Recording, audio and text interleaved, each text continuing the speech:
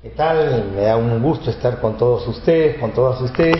Así como la ministra presentó su informe, también el Consejo Nacional de Educación presentó un informe que se llama Proyecto Educativo Nacional, Balance y Recomendaciones del 2012, en el que tratamos siempre de evaluar cómo va avanzando el cumplimiento del PEN, a ver si logramos llegar a una educación de calidad.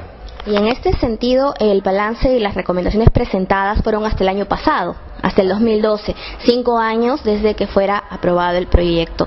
Estamos avanzando bien, teniendo como referente que termina o tiene como derrotero el 2021, el Proyecto Educativo Nacional. ¿En qué estamos avanzando? ¿Qué nos falta? ¿Por qué? Bien, yo diría que hay avances, indudablemente avances. Por ejemplo, ahora hay una mayor cantidad de presupuesto a disposición del sector educación, y eso es bueno. Se está avanzando también en universalizar poco a poco. La educación inicial está creciendo bastante, de igual manera está creciendo también la educación secundaria. Se está masificando la educación superior, pero ahí sí no con muchos niveles de calidad, ahí sí ya no estaríamos tan avanzados. En eso se está avanzando. Se ha avanzado también en ir unificando la legislación magisterial. Ha salido pues la ley de carrera pública, que después se transformó en la ley de reforma magisterial. Se ha avanzado también en los textos escolares. Ya hay una conciencia de que los textos tienen que ser entregados gratuitamente y tienen que ser repartidos. En eso se ha avanzado bastante. Hay otros factores en los que no se ha avanzado. Creo que, por ejemplo, en la calidad de la educación superior no se ha avanzado. Se ha extendido, pero la calidad cada vez es peor, y esto habría que corregirlo. Tampoco se han establecido contactos entre la educación universitaria y la educación técnica superior, profesional superior, y ese desencuentro no ayuda para el desarrollo de la educación superior. Creo que ha habido demasiados conflictos en el aspecto de la implementación de la ley. Sin embargo, ya está, y lo que hay que hacer es superarlos, que se le pague a los maestros lo que tiene que pagarse, que no haya tanto problema a la hora de hacer efectivos los derechos. Esperemos que poco a poco eso se vaya solucionando.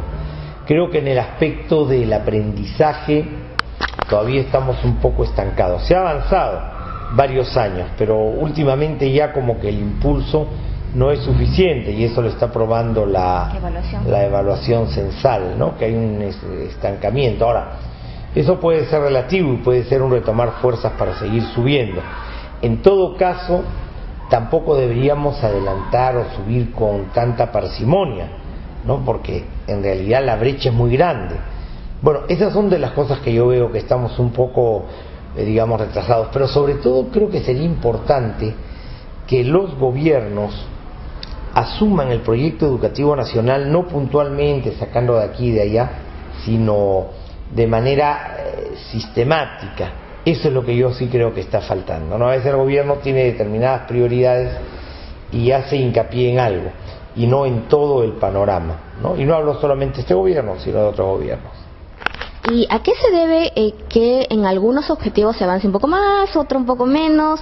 ¿Tiene que ver con la gestión que se está haciendo? O, por ejemplo, usted hace referencia a los objetivos que se han avanzado que tiene que ver con el acceso a la educación. Parece que en ese sentido la población, los padres y madres de familia están tomando más conciencia sobre la importancia de que sus hijos puedan acceder a los niveles, sobre todo inicial, primaria, la secundaria también. Vemos mejoras, sobre todo en lo que se relaciona con las mujeres, ¿no? Pero, por ejemplo, en algunos otros, como la educación superior, vemos ahí un poquito que no estamos avanzando mucho. Yo diría que, digamos, ¿cómo podría hacerse para mejorar esto? Primero, tomando conciencia no solamente el gobierno central, sino los gobiernos regionales, los gobiernos municipales y la población, de que existe un proyecto educativo, porque muchas veces no es conocido. Entonces necesitamos conocerlo.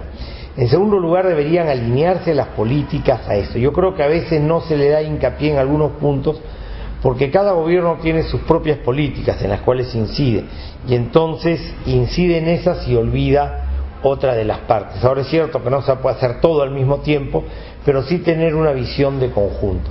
Creo también que una debilidad que hay es la desconfianza que hay a nivel de los niveles de gobierno, tanto regional como nacional, sobre la capacidad de las escuelas y de los maestros de poder gestionar su vida.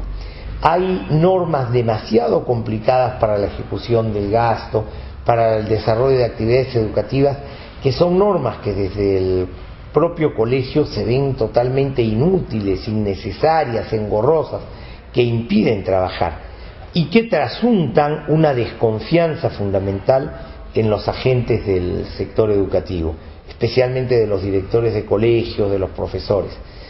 Yo creo que si se revirtiese esa tara, esa mentalidad, digamos, discriminadora, esa mentalidad de menosprecio hacia los agentes del sector educativo, se podría avanzar muchísimo más, porque tendríamos más tiempo para educar efectivamente y no para estar llenando papeles, yendo a la UGEL a hacer gestiones que no tienen ningún sentido. Además, la UGEL en principio no ayuda casi nada a los colegios.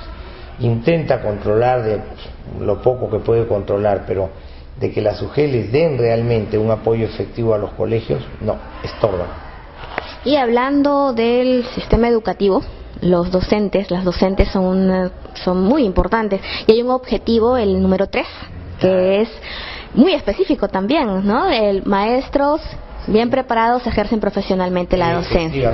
Sí, ¿cómo estamos? Y sobre todo cobra mucha más vigencia en estos momentos este objetivo 3, luego de un año 2012 bastante particular al respecto. Bueno, yo creo que en lo que estamos empezando mal es en la formación inicial, por varias razones. En primer lugar, con el sueldo que se le da a los maestros y la poca consideración social, la gente que accede a la carrera no es necesariamente la más preparada, los muchachos con mejores notas, sino lamentablemente en promedio, no digo con excepciones, entran a la carrera gente que no tiene otra opción que esa. Y entonces ahí hay falta de motivación, falta de vocación y falta de capacidad. La formación inicial en los institutos pedagógicos y universidades en promedio es también mala. O sea, no es dable de que están terminando la universidad o el instituto y ya el Estado tiene que capacitarlos. Pero si ya han estudiado 6 años, 5 años, no deberían ser capacitados, sino deberían haber aprendido una serie de cosas que lamentablemente no han aprendido. Además, hay que reconocer que muchas veces los maestros vienen de una mala secundaria, de una mala primaria, y eso ya no se revierte en la universidad. Esa es la verdad. Lo que no se ha hecho bien en el colegio, la universidad no lo recupera. Y entonces tenemos un punto de partida débil, que es mala capacitación en la secundaria, en la básica, y una mala capacitación, una mala formación inicial. Y esto hace pues que muchas veces los maestros no estén adecuados a lo que se necesita en el país. ¿Y cómo estamos yendo respecto al sistema de formación, lo que plantea el proyecto y lo que se está haciendo a través, o sea, lo que está haciendo en estos momentos, ¿no? A través del Ministerio de Educación, en articulación también con otros sectores sociales? Bueno, las cosas que se hacen no están mal, siempre son un avance. El problema es que el punto de partida es tan bajo que lo que se avanza es poco. Yo creo que no va a haber manera de revertir una buena situación magisterial hasta que haya una carrera atractiva. Por ejemplo, muchas veces se habla de Finlandia, ¿no? Pero en Finlandia pues la carrera de educación es tan atractiva que solamente pueden postular a la carrera los que tienen el 10%, están en el 10% superior de una carrera. Y de cualquier carrera, recién después de ahí hacen educación, o sea, el 10º superior puede postular a educación, y de ahí... Un altísimo nivel. Claro, son los mejores, pero claro, los sueldos también son los mejores y la consideración social también. Si no revertimos un poco esto, claro, hay excepciones y hay buenos maestros que a pesar del bajo sueldo quieren seguir la carrera, pero no necesariamente sucede así, ¿no? ¿Qué hacer? ¿Qué plantea, cómo se discute en el Consejo Nacional de Educación, cómo debaten los maestros, las maestras, los formadores para revalorar la carrera docente y que se pueda tener esas condiciones que harían una mejor educación? Bueno, en primer lugar, hacer una revisión de los currículums y de la ejecución de los currículums de los institutos superiores y de las universidades, porque efectivamente muchas tienen un nivel bajo. La acreditación podría ayudar bastante en esto, ¿no? Que haya una acreditación obligatoria y que todos tengan que acreditarse para hacer educación. La capacitación tiene que seguir, pero sobre todo tiene que haber nuevas normas. En primer lugar, muchos de los jóvenes egresados recientemente son buenos, pero por el tipo de normas que hay, cuando entran a un concurso para una plaza, por ser nuevos, por no tener años de experiencia docente, quedan relegados. Y entonces estos profesores acaban siendo absorbidos por el sistema particular. Ya prácticamente el 30% de la matrícula es particular y con tendencia a crecer. En Lima ya pasa la mitad de los alumnos que están en el sistema educativo particular, y ellos van absorbiendo a los mejores docentes, porque los docentes recién egresados tienen muy poca oportunidad de ingresar a un sistema de escuela pública. Entonces habría que cambiar también las normas, ¿no? Y habría que dar mucho más autonomía, mucho más capacidad de gestión a las mismas instituciones educativas. Y en cuanto al segundo resultado, que tiene que ver con la normativa, ¿qué apreciaciones tiene usted? En general la normativa es bastante mala. La normativa la suelen dar las personas que no conocen educación. Y en esto yo quiero ser claro. O sea, veamos los altos cargos en el ministerio, no son maestros de base. Y cuando uno no ha tenido la experiencia docente, cuando uno no tiene cercano, tiene muy buena intención, pero a veces le falta el sentir educativo, el conocimiento educativo. Y entonces las normas que hay muchas veces son normas que no ayudan. Son normas muy engorrosas, son normas que te impiden un trabajo fluido en educación.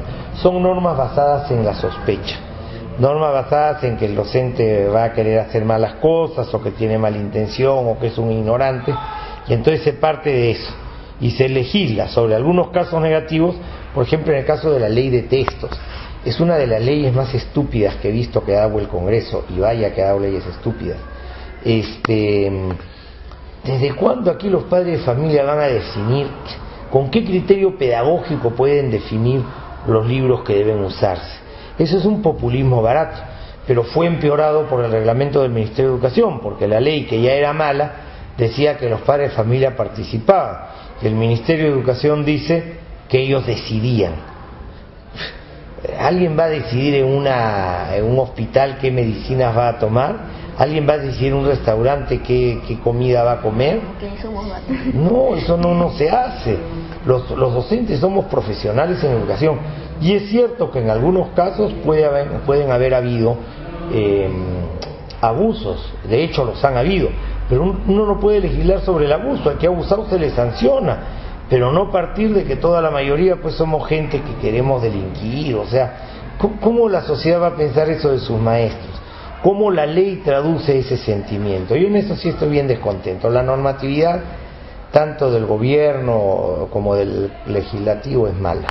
Y la que tiene que ver específicamente con el rol docente. Hemos tenido una carrera pública magisterial, antes la ley del profesorado, era la ley de reforma magisterial. Bueno, la ley del profesorado era la que estaba vigente en ciertos casos, porque económicamente no estaba vigente. Fue una ley que nació desfinanciada.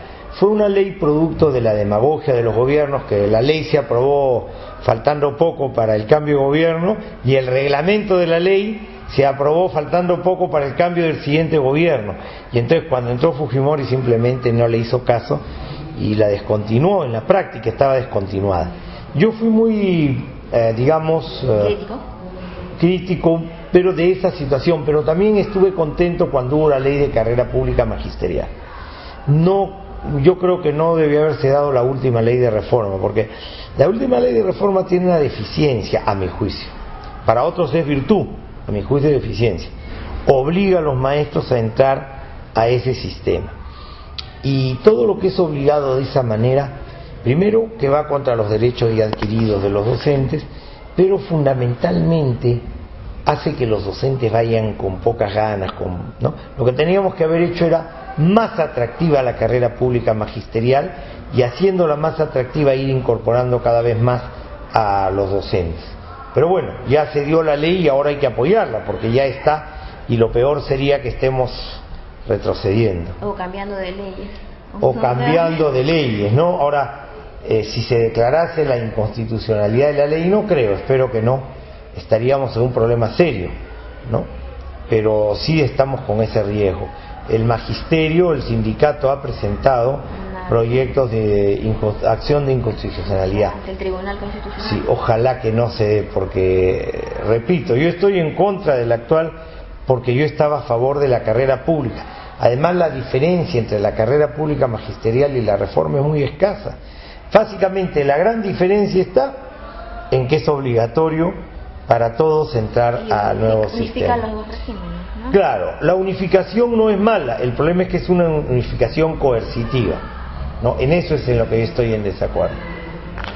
Entonces, y ahora no tenemos, todavía no está reglamentada la ley. No. Eso es un inconveniente también que hay para su implementación. 90 días era muy poco para poder implementarla. Le dieron al Ejecutivo 90 días y una reglamentación no se hace en 90 días. Yo estoy seguro de que de aquí en unos 30 días más o 60 días más podrán hacer una buena reglamentación, porque tampoco podemos apurarnos. Si uno se apura en reglamentar, se puede empeorar la situación. Entonces mejor es darse el tiempo para una reglamentación bien pensada.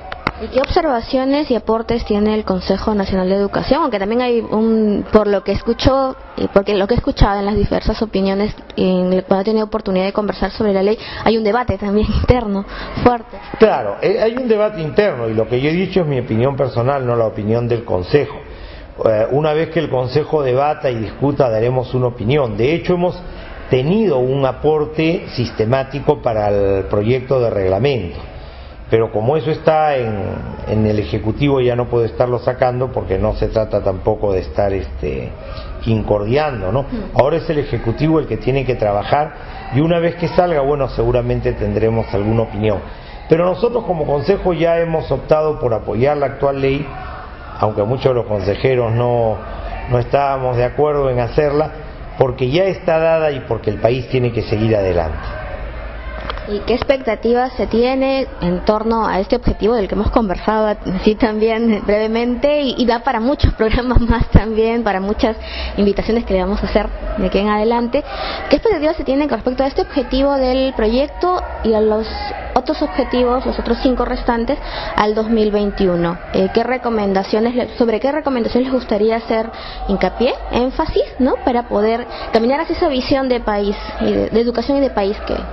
Yo haría hincapié en un objetivo que es fácil de lograr porque no necesita plata, sino básicamente necesita voluntad política, que es tener una gestión descentralizada, de calidad y sin corrupción. Yo creo que si eso se hace, avanzamos bastante.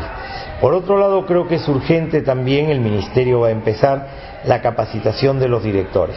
En cuanto tengamos un núcleo grande de directores de colegios capacitados, yo creo, y con una normatividad que les permita actuar, yo creo que la educación va a mejorar bastante.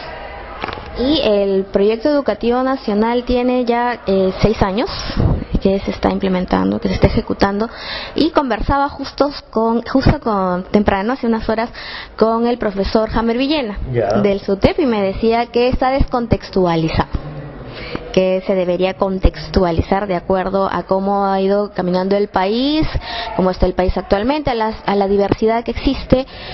¿Qué opinión tiene el Consejo? ¿Ha pensado en algún momento en hacer algunas modificaciones para mejorarlo? ¿O ya hay una opinión respecto a que fue participativo, incluye las opiniones de todos los sectores que participaron, ¿no? Y por tanto es en la implementación donde se deben hacer estas mejoras? Bueno, hay que partir de un punto, ¿no? Nunca, digamos, un proyecto educativo nacional que busque el consenso y que ha sido trabajado nunca puede recoger todo. Además es cierto que la vida avanza y que hay que ajustar algunos temas, pero yo digo ya no dentro del proyecto, sino dentro de las consideraciones para poder aplicar políticas. Porque creo que los lineamientos del proyecto están bien, aunque el quinto objetivo, el de la sociedad, educador, es el que menos hemos trabajado porque también no hay una experiencia y porque la sociedad pues no está muy organizada para la educación. Pero yo creo que no hay que estar cambiándolo, sino aplicándolo creativamente y flexiblemente, porque es cierto que hay algunas cosas como por ejemplo la masificación de las tecnologías, ¿no?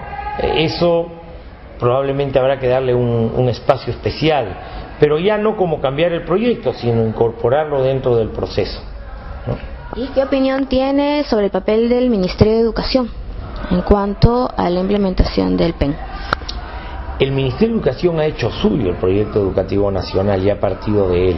La ministra ha sido presidenta del Consejo Nacional de Educación y en ese sentido el Ministerio está comprometido en principio con el proyecto educativo nacional.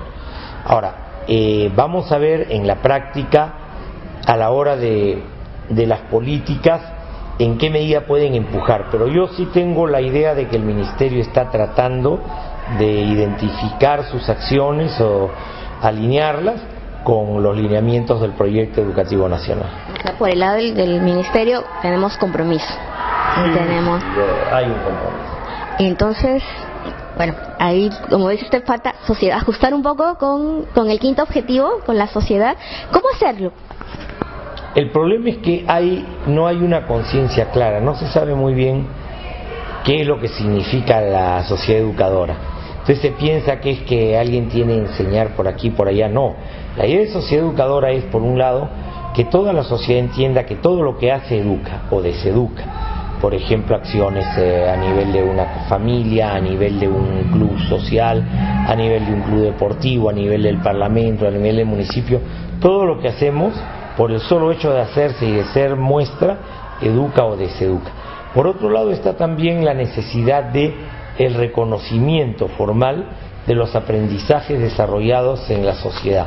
En eso hay un reto que todavía falta, o sea, cómo a nivel formal podemos darle certificación a conocimientos señalados en la producidos en la sociedad. En eso hay todavía mucho por recorrer. ¿Algunas recomendaciones finales que le gustaría hacer? ¿Un mensaje final? Sí, invocar a todos los oyentes de que todos somos responsables de la educación. No es una cuestión solo del ministerio, solo del gobierno regional, solo de los maestros. Todos educamos o deseducamos. Y la formación integral de nuestros estudiantes depende de todos nosotros. Muchísimas gracias, doctor Borea, por esta entrevista en su calidad de consejero. Gracias. Integrante del Consejo Nacional de Educación, como director del Colegio Héctor de Cárdenas, donde estamos hoy para llevarles a ustedes esta entrevista. Muchas gracias. Hola.